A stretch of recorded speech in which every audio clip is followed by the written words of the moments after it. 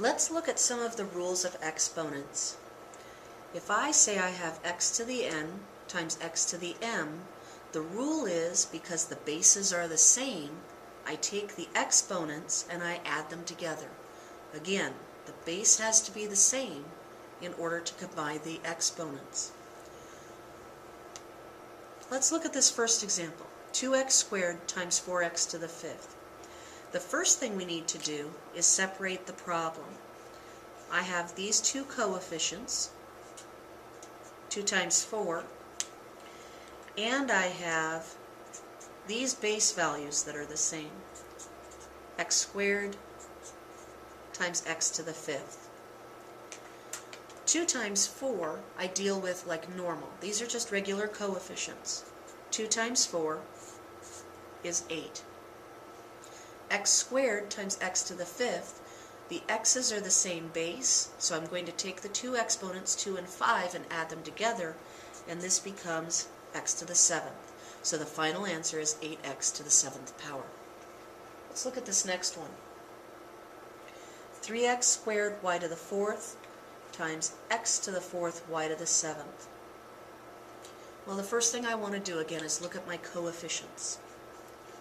The coefficient here is a 3. What's the coefficient here? Oh, that's right. There's an invisible 1. So I'm going to begin with the coefficients 3 multiplied by 1.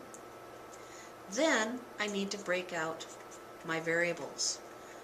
These x's are the same base, so I'm going to put the x squared times the x to the 4th together, and then I'm going to look at my next variable, the y, and this y.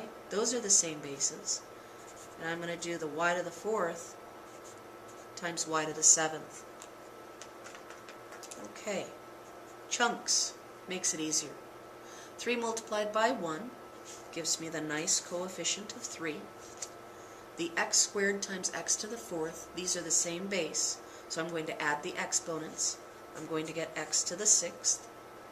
And finally, y to the 4th times y to the 7th.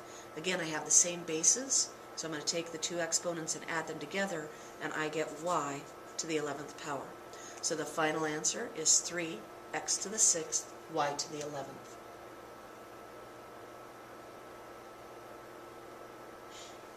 Let's try this third one. I have 8x to the 3rd, y to the 5th, times 2x to the 3rd, y to the 7th. Why don't you pause the video here and see if you can figure out what it is before I solve the problem.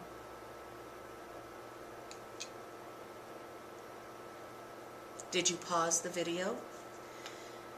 You should have taken the 8 and the 2, because those are the coefficients, and put them together. Then you should take the x cubed and the other x cubed and put them together.